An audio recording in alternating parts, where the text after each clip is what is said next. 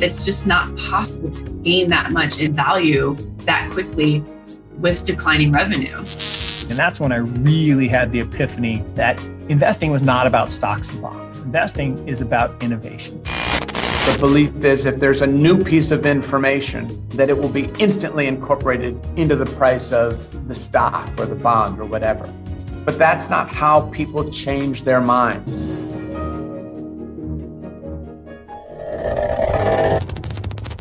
Welcome back. I'm Hayden Brain, and you're listening to Opto Sessions, where we interview the top traders and investors from around the world, uncovering their secrets to success. David Hornik is an investor and general partner at venture capital firm August Capital.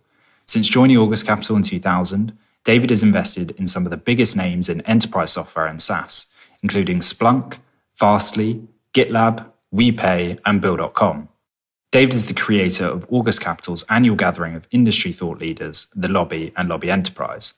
Building on those initiatives, Lobby Capital was born, founded by David in February 2021 to invest in inspiring entrepreneurs from across the software space. David sits on the board and is actively involved in multiple publicly listed companies, 3 of which we discussed during the interview. I finished by asking David for his 2022 outlook. Enjoy. Welcome to the podcast, David. It's great to have you on the show. So how are things in Palo Alto? What's the COVID situation like out there? I think it's kind of like the rest of the world. Omicron is on the run and lots of folks are getting it, but mostly staying pretty safe and healthy if they've been vaccinated. So that's good to see. Yeah, absolutely. Yeah, it's definitely the same over here in London. So I'd like to start by asking you a question that won't necessarily flow chronologically, but it will give listeners an early indication of one of the focuses of today's interview. And that question is, do you think there's one consistent characteristic exhibited by most successful software companies? Well, I mean, it's problem solving at the end of the day. I've been investing in software companies for 20 plus years. And the big question really is, so what's the problem you're solving, and can it be solved with software? And almost everything can be solved with software, I think, at this point. So, so it's really, is there a big problem that someone's identified and they're laser focused on solving that pain? Yeah, okay, absolutely. Yeah, there's a couple of things I want to return to later on in the podcast, but let's get a better understanding of your career history to date, just to set the rest of the interview in context, I suppose. I read that you teach courses in entrepreneurship and venture capital at Stanford Business and Harvard Law, but I thought it might be interesting to give the listeners an insight into exactly what you teach as part of those courses. Perhaps there's a key takeaway you hope most of your students leave with. The 2 classes are a little different. My law school class is very much an introduction to entrepreneurship and venture capital. Its goal is to introduce my students to this idea that there's a really exciting world of company creation out there. And it's about ideas and it's about storytelling. And ultimately, it's about building something big and interesting that has an impact. So that class is, how do you pitch a business? What's compelling about a business? What is the venture industry? How do you get a company funded? What matters to you? It's a quick little intro class. At Stanford Business School, my focus is on the lean startup process. So I'm part of a big group of folks teaching a class called Startup Garage. And it really is one of Stanford Business School's premier classes. There's a lot of excitement and intention around entrepreneurship at the business school. And so this is the opportunity for students to create teams and focus on real company building and the formation process of companies. And some great companies have come out of that class, including DoorDash, which was initially created and incubated out of the Startup Garage class. Yeah, great. A real testament to the work you're doing there then. Yeah, sounds fascinating. Would like to join that class myself, actually. So if we move through your career, I guess I want to pick out a few things. The next one was your founding of one of the first venture capital blogs in VentureBlog and the first VC podcast, I believe, in VentureCast, both of which are incredibly popular. And I guess in doing those, you must have spoke to thousands of investors, over the years, or at least hundreds. So perhaps as a result of that, then there might be a particular learning or insight that consistently crops up.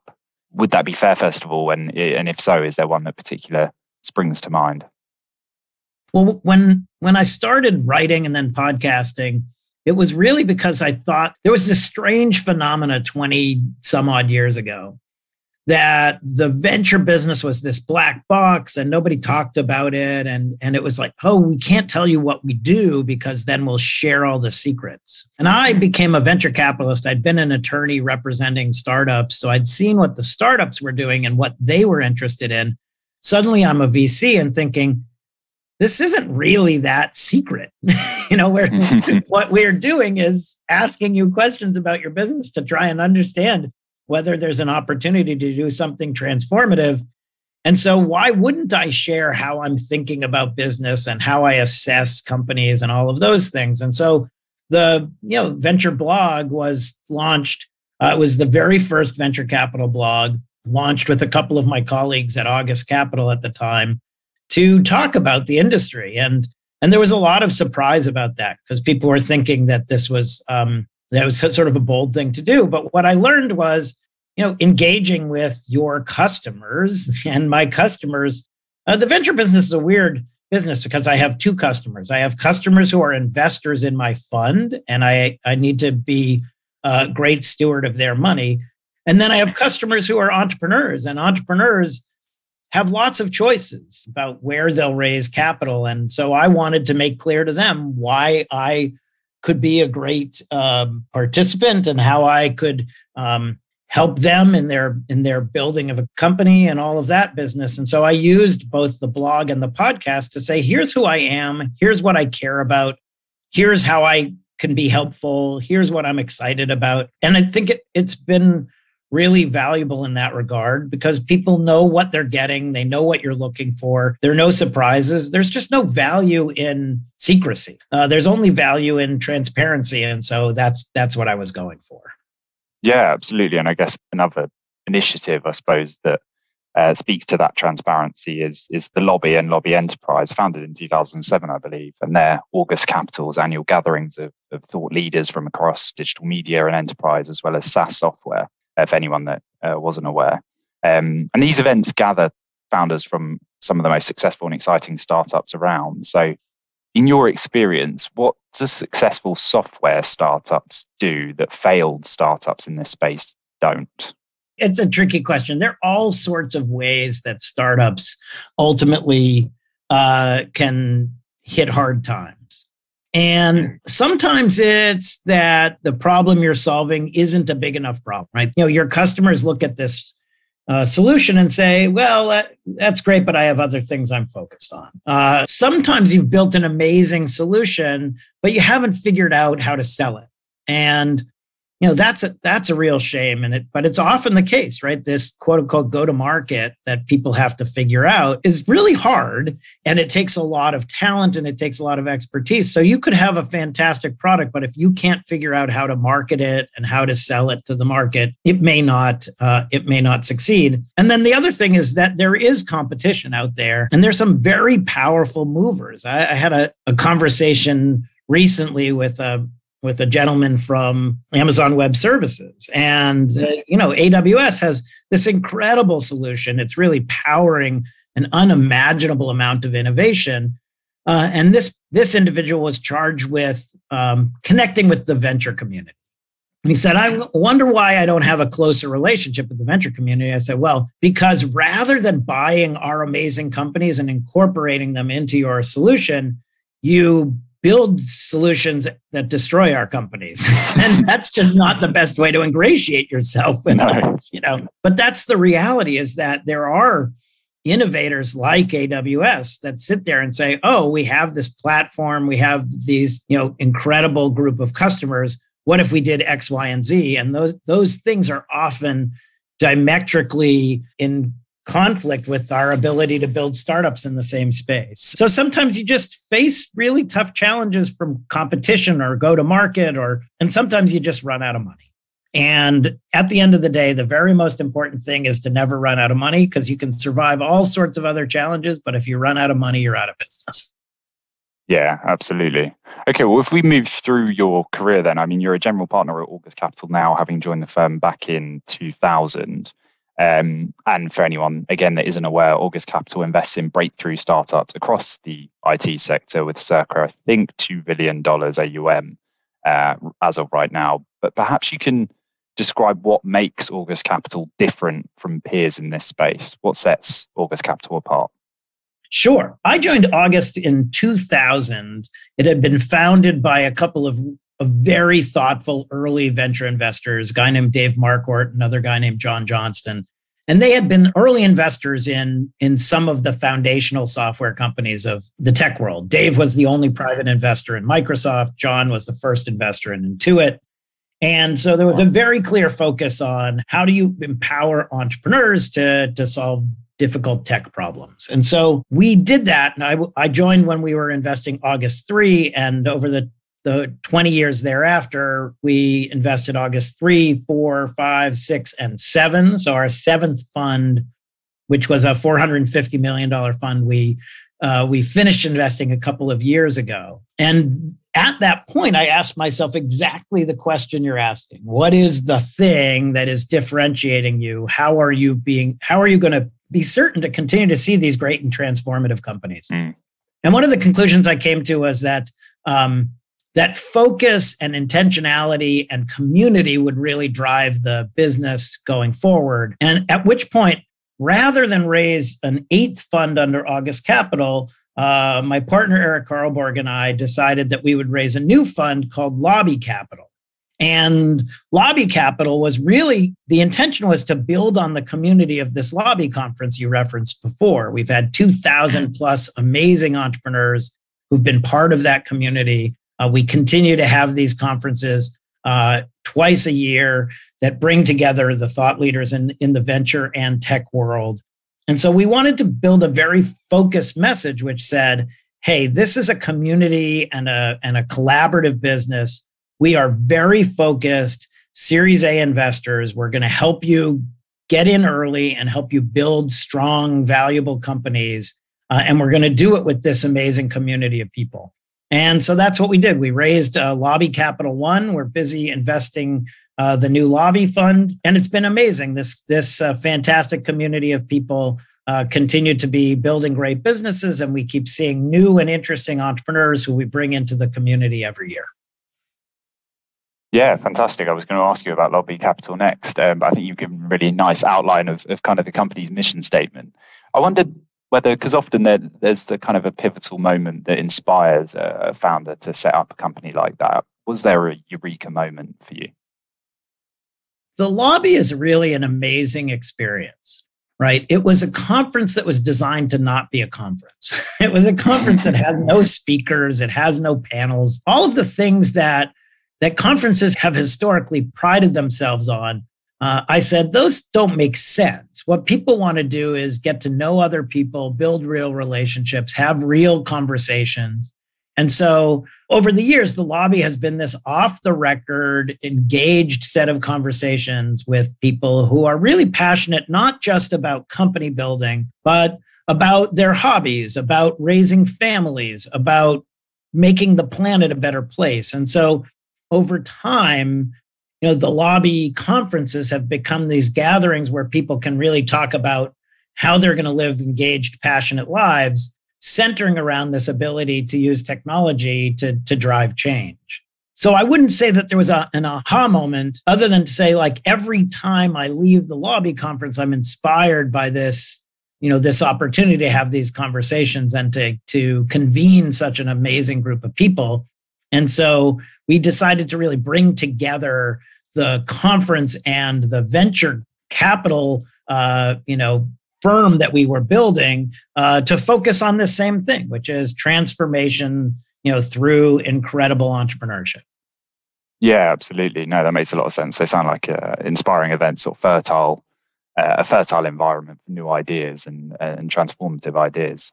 I want to move on to, I guess, two themes that you have been involved with or invested in over the course of your career. First, enterprise software, and then we'll move on to fintech. But if we start with enterprise software, you're actively invested in the space, I believe, most notably in GitLab and Fastlys as well. But to set the scene and to kind of indicate the growth and the momentum in this space, I suppose, I read that IT spending on enterprise software hit $601 billion in 2021, up 13.6% from the previous year. And we're anticipating further growth of around 11.5% from this year to next, giving us $670 billion in 2022. So how optimistic are you that momentum in this space will continue throughout 2022 and beyond? Well, it goes all the way back to my first answer to you, which is we believe that software can solve every problem. And if that's the truth, then IT spend goes up in enterprise, it goes up in consumers' individual lives. I sit here looking at a desk full of Apple devices. The idea that Apple is now a multi-trillion-dollar business is, on the one hand, utterly insane, and on the other hand, reflects the incredible proliferation of Apple into our consumer lives. The same thing is 100% true of the enterprise. And it's funny, my very first enterprise investment was in three smart individuals who said, wouldn't it be great if you could build a search engine on top of log files? And we talked about it. I said, that's really an interesting and transformative idea if you can build it. And so I funded them, and that company became Splunk. And Splunk ended up being this incredible success story. It's a big and interesting and valuable company today. But it was, at the time, people didn't think that enterprise investing was that interesting. And as Splunk went public a decade later, 8-9 years after I had funded it in the first instance, suddenly it was this eye-opening thing. Wait a second, you can build a multi-billion-dollar enterprise business. That's exciting. Obviously, since that time, there's just been incredible energy around the enterprise space. And as you say, I've had the good fortune of funding Fastlys in its earliest stages, funding GitLab in its earliest stages, and seeing these businesses continuing to grow. I'm on the board of a little and growing company called MaintainX that is just solving a very specific little problem, which is how do you manage the process of these distributed workers out holding an iPad, holding an iPhone, holding an Android phone. And it's just been an incredible journey already. And so I just think the opportunity going forward for enterprise is completely expansive. Yeah, no, absolutely. And I guess that brings me on to my next question, because I wanted to focus on at least a couple of questions on GitLab. You said that it's an expanding space, there's lots of momentum, and I guess with that comes competition. GitLab's DevOps platform is a single open source application. For anyone that doesn't know, with over, I believe, 30 million users now, it enables organizations to deliver their software applications. But what differentiates, GitLab's product from competitors, say like GitHub or other, high-profile competitors within that space? Yeah, absolutely. I mean, look, when we were pitched on investing in GitLab, GitHub was the well-established leader. And that's always tricky. Like, oh my goodness, am I really going to dive in and fund a company that has such a clear market leader? But what GitLab was doing, and what Sid Sijbrandij, who was the founder and visionary for this company, was saying is, look, there are all these tools that are being used for the DevOps lifecycle, right? There's obviously the Git repository, but there's security, and there's all sorts of other aspects of the process of developing and deploying software. And right now, enterprises have to use, a bunch of different solutions in order to get the full pipeline. And from that very beginning, GitLab said, we're going to have a single platform that manages end-to-end DevOps. We are going to be the DevOps platform from beginning to end. You won't need pieces from Atlassian and from GitHub and from others. You're going to use a single platform. And we were believers in that vision. We thought that made perfect sense, would be a better experience for the end consumer. And so we funded the company as he was building that platform. And it turns out that is better. And, it's sufficiently better that GitHub is now busy trying to be that thing that GitLab already is, So it's that's been an interesting thing to watch. But the differentiation at the end of the day is that if you want to manage your DevOps lifecycle in the cleanest, most efficient, and most trackable and manageable way, GitLab is hands down the answer for that. Yeah, no, completely. It's interesting that you don't necessarily have to do something different or improve upon an existing solution. You sometimes actually just have to aggregate lots of disparate solutions in one place and improve the UX to a point that it is the most simple, efficient, usable thing out there. That's fascinating that was kind of GitLab's strategy, I guess. So is there a large addressable market, I suppose, for GitLab as a company to leverage, an underpenetrated market, even though we have got some high profile competitors and companies in there already? For sure. I mean, it is monumental. And the bigger point is it's growing so quickly, right? It's just hard to imagine a company of any scale not having a software development team working on bits and pieces of their business, no matter what the business, right? Whether you're in concrete manufacturing or quick serve restaurants or Goldman Sachs, you have a bunch of engineers who are building software to help run your business more efficiently and more effectively. And that's just going up and up. So, for sure, one of the great things going for GitLab and the entire space is that it has a massive addressable market that's growing quickly. And I have to say, that's, if you are lucky enough to find yourself in one of those markets, it's a whole lot of wind to the back of a great startup. We saw that in Splunk. We saw that in Fastlys. We've seen this in basically every one of our portfolio companies that had a lot of success. It's because they land in a market that is growing faster than they are. And that's a great opportunity. Yeah. No, that's really nice. Really well put. We hope you're enjoying the episode. For interviews like this every Thursday, subscribe wherever you get your podcasts. And while you're there, make sure you give us a star rating and leave guest suggestions along with any other feedback in the review section. Now, back to the show. Okay, well, let's move on then to another company you're actively involved in by the name of Fastlys. Most people will have heard of it. The world's fastest global edge cloud network provider, as it says on their website.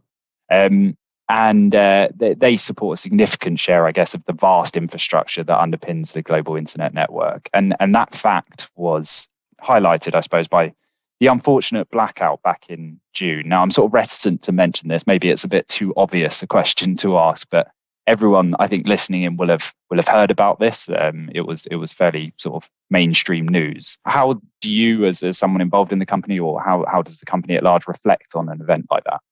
Well, look, it should never happen, and it's obviously a dark and challenging day.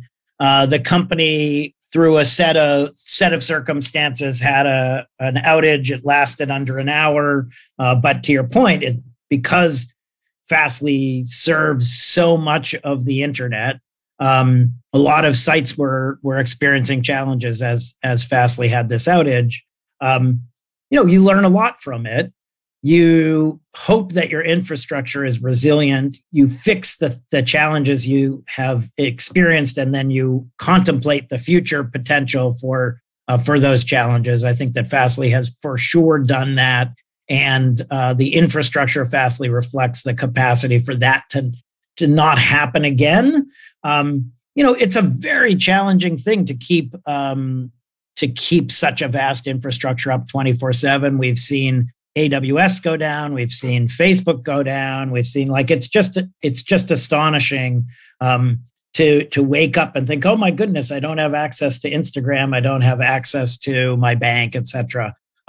So while I take absolutely no comfort from Fastlys not alone in having moments like this, you do everything in your power to make sure it never happens again.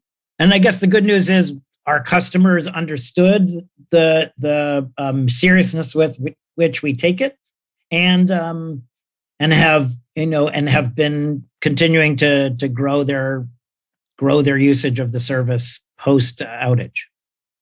Yeah, no, absolutely. And to continue on a theme from when we were discussing GitLab, I mean, this is another relatively competitive market. You've got companies like Cloudflare. Got Amazon have got their own interest in this space, as well as Microsoft, obviously massive players in and of themselves. How does Fastly do things differently in a space like this? How do you outcompete such massive, high-profile names like that?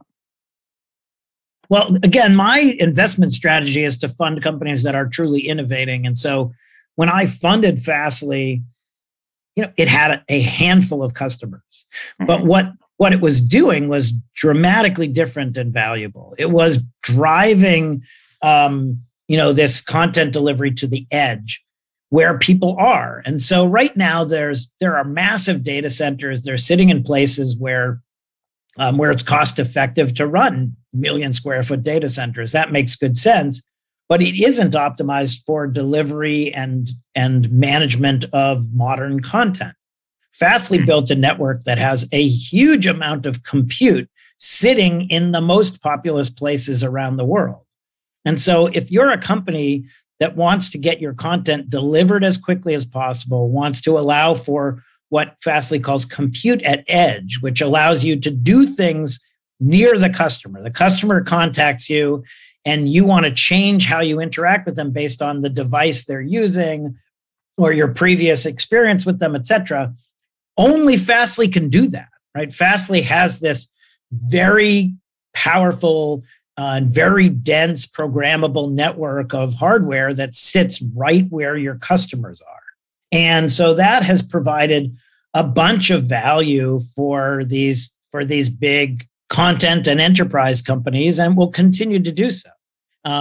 And look, there's been content delivery for a long time, but there has not been this idea of a programmable delivery service that sits right next door to your customers, and that is just a very different paradigm, and it's what's driven Fastly's growth.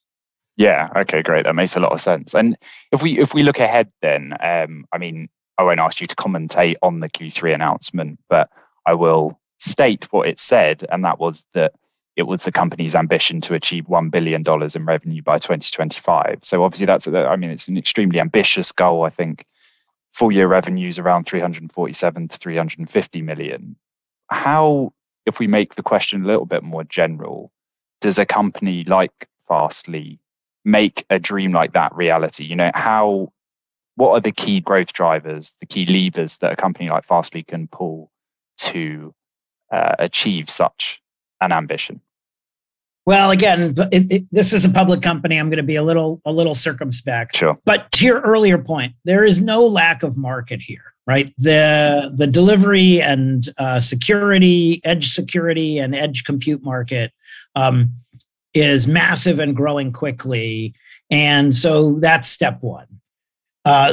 Secondly, the technology is spectacular and enables things that other solutions don't. And so, you should anticipate that there will be continuing to be great evolution and migration from the historical solutions to Fastly, because Fastly is just more flexible and creates better outcomes, better business outcomes for its customers. And then in the end, it's really just an execution question, which is, do you build a great company that gets in front of lots and lots of enterprise customers? And does the value that Fastly is creating become well known in the enterprise so that people are driven to their products and solutions? And we're early in that process when you look at it, approaching $500 million. But there will be huge momentum over the coming years in that regard, because some of the biggest and most important technology companies in the world use Fastly and sing Fastly's praises every day.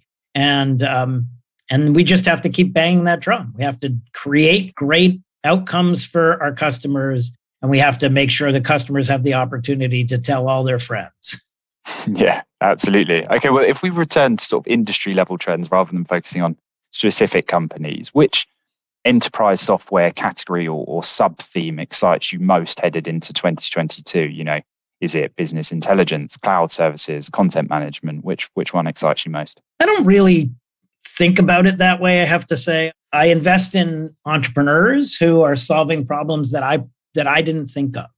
Right? I don't think. Yeah. So when I funded Splunk, it wasn't like you would have asked anyone at the time, do you think that big data is the interesting opportunity?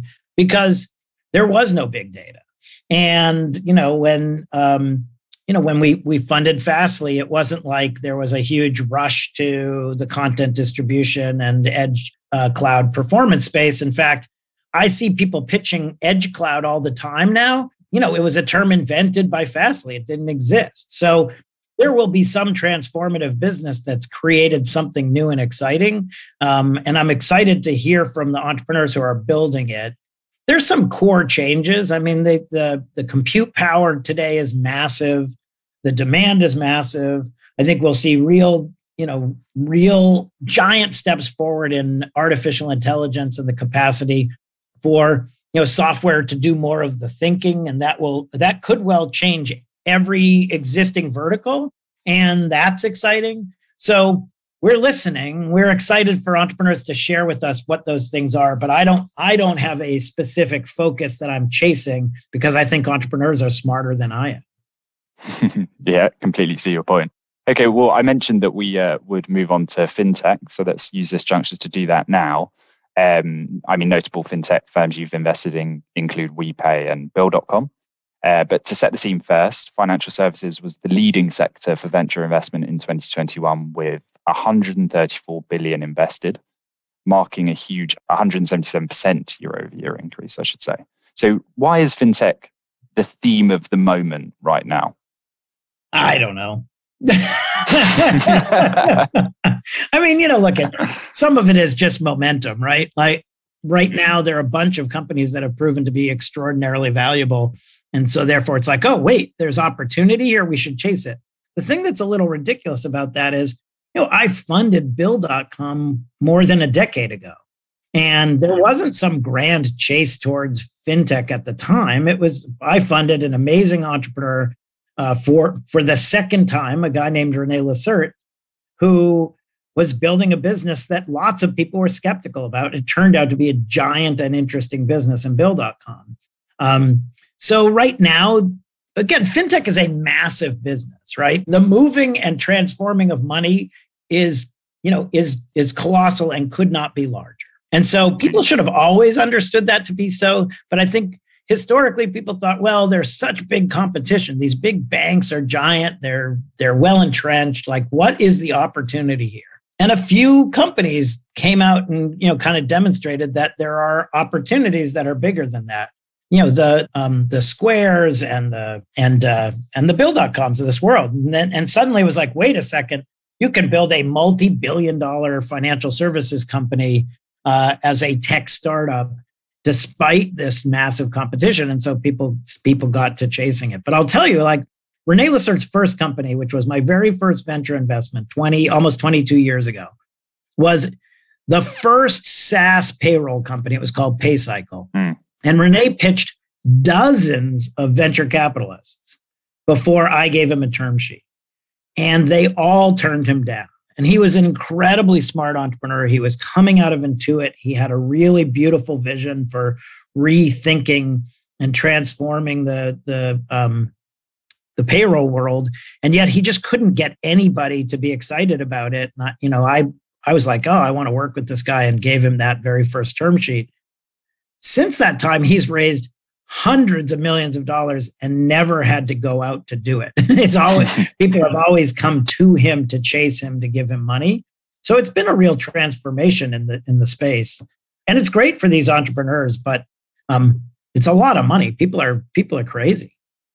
Yeah, no, I completely see what you mean, and the company's come a long way since that first term sheet.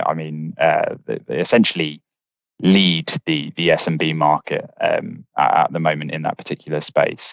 Are they well positioned to continue to do so? I guess it's another relatively competitive market. Could further competition perhaps limit their ability to have so much market share, do you think? I won't comment more broadly on Bill.com's performance. There's no question that SMBs have been underserved forever. And Intuit has built a gigantic and wonderful business serving SMBs. It has been very hard for startups to figure out how to acquire small businesses because they're so spread out, because they're challenging, et cetera. And Bill.com has really solved that challenge and is going to continue to serve them. So there's a giant opportunity here, and it's incumbent upon Bill.com to continue to execute and continue to really solve problems for folks and keep them happy and keep them engaged. And, I'm super excited to see the future of Bill. And there is no better CEO on the planet Earth than René Lacerte. I've been working with him now for 21 years, and he's just an absolute force of nature. So that's been a joy. Yeah, great. If we return to sort of industry level themes, then we're going slightly off piste here, but it's something that we cover a lot on Opto. And I wanted to ask a question on decentralized finance whilst we're talking about fintech. How, if at all, and perhaps you might not have an opinion on here, I don't know whether you've got any interest in this space, but how transformative do you think DeFi will prove to fintech? To what extent can DeFi, I guess, evolve to become or engender fintech 3.0? I guess we'll see. I mean, the earliest versions of all of these phases, right? Web 1, Web 2, now Web 3, have been important, and they've rethought infrastructure, and they've been really clunky.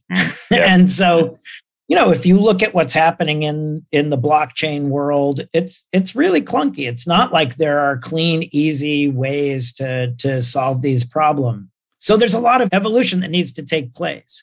But this idea of having a distributed space, of using a blockchain to create certainty around identity, all of these things, those are powerful changes. I think the challenge is that the infrastructure that's been built for Web 2 and for contemporary fintech platforms is really efficient. And so if you're sitting running an enterprise on the cloud, you have these rock solid, efficient, inexpensive solutions for managing the business of moving money. Well, that couldn't be further from true with blockchain, right? That, it's not like, oh, great, we throw it on the Ethereum chain and we're off to the races, right? It's expensive, it's slow, it's got all sorts of challenges. So I think there's going to be a lot of innovation to make these things better for the environment, faster, more predictable, better UI, all these things that are not true today. And when that happens, then there'll be an unbelievable opportunity for transformation. So I don't think we're there today, but I think that we're looking at the foundation that's going to build this very, very big building. Yeah, fantastic. And I guess as an early investor, as a venture capitalist, do you need those things to be in place before you make an investment, or is actually now the time to make that investment in anticipation of those changes? Well, you're always better off investing ahead of the wave. But, the question is, if you invest too far ahead of the wave, then the wave crashes on you.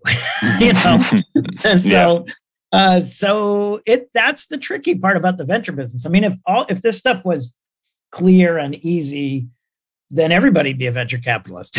But it turns out that it's not as easy as it looks. Like the trying to understand the forces that are driving growth and adoption and all of these things, while trying to understand the technical challenges and opportunities, that's very real and very challenging. And there's no question that we are lucky to be in the conversation. But I don't know. It's a giant wave, but I think a lot of people are going to see that giant wave come later than they thought and crash on top of them. Yeah, I think you might be right on that. Okay, well, we've got a quick fire question round. So this is the section that we end the interview on. It's a more generic list of questions that we ask all of our guests, and just a lighthearted way to end the episode. So feel free to answer in as little as one sentence or even in one word if you like. The first question: what is the top mistake investors make? The most common mistake investors make, do you think? Backing the wrong people. Yeah, definitely makes sense. So question 2, where do you go for investment insights? Do you read specific publishers, for example? entrepreneurs, they have all the insights. The beauty of the lobby conference is they all come together in Hawaii twice a year and they tell me the future. Yeah, great. Okay, question 3. This may be a tricky one, but what is the most memorable moment from your career to date, do you think? I mean, the venture business is a wacky business, and it's not like there's a ta-da moment. So I don't know. I mean, in some ways, the launching of Lobby Capital was really the culmination of 20 years of building relationships and conferences and a venture community. And so to do it with 2 of my closest friends on the planet, Eric Karlborg and Buddy Arnheim, that's pretty good. It's hard to get better than that. Yeah, absolutely. Penultimate question then. If you could go back in time, what would be a top tip for your younger self? Fund Facebook. Yeah, that's not a bad one. Top tip. I mean, on the Facebook point, I sense there's a story there. Was there an opportunity to fund them that you missed? There was. Oh no. my dear friend Reid Hoffman said you need to talk to Facebook. That this is an exciting company, etc. This was during their Series A, and there were lots of reasons why I did not ultimately dig into that conversation. And maybe that's your answer. Like, what's the best advice? And so here's the advice, which is, if someone's doing something interesting, meet with them. Like, don't say to yourself, well, it's going to be too expensive or it's in the wrong place or what. Like, you don't know. So meet with everyone and keep an open mind and be intellectually curious. And you, David Hornik, back 20 years ago, might have sat down with Mark Zuckerberg and said, holy cow, I don't care what the price is it. Or holy cow, I don't care that the consumer world is out of favor, et cetera. And obviously, if I had funded the company today, I'd be facing all sorts of other questions about the world and what it has wrought upon us. But take the meeting, meet amazing people, keep an open mind. Yeah, great. Okay, a final question. So this is just sort of the Opto question. We aim to speak to the investors, the fund managers, whoever it may be, that are outperforming benchmark returns. So this is obviously public investment we're talking about here, but I think we can apply the question to you. And the question is, what is an investor's best source of alpha? So if you had to narrow it down to one thing, where do you think the great investors derive their outperformance? Well, in the venture world, it's super easy for me to tell you, and it's because it's what I do, right? In the end, I think there's a huge number of seed investors. There's been just a ton of engagement there, but there's a lot of money competing for it. And there couldn't be more money in the late stage opportunities, people just diving into anything that's working. But where the money seems to be at its narrowest is this late seed Series A investing, where companies have made some progress, but they really need money and attention and help to prove out the model. And that's where we dive in. And when it works, the opportunity is unimaginably great. And the challenge is that it's really hard and it doesn't work that often. But from an alpha perspective, boy, from an risk to opportunity to scale of opportunity, those kind of late seed Series A deals that we're seeing and investing in, that's where the opportunity is. Yeah, great. And a fantastic message to end on. That just leads me to say thank you very much, David, for joining us on the podcast. It's been a real pleasure. Thanks so much. Really enjoyed it. Thanks for listening, everyone. Just a quick note before we sign off. If you're looking for an easily digestible daily update on the markets, this might be of interest. Opto Updates is our short newsletter sent every day during the trading week, giving you a bulleted list of the top 7 stories from the global stock markets. We've done the hard work for you, highlighting relevant opportunities and trends. And in addition, we'll also keep you notified of any new products, stock reports, or webinars from the Opto world. If you're interested, sign up using the link in the show notes. And thanks also to Co-Fruition for consulting on and producing the show. Until next time.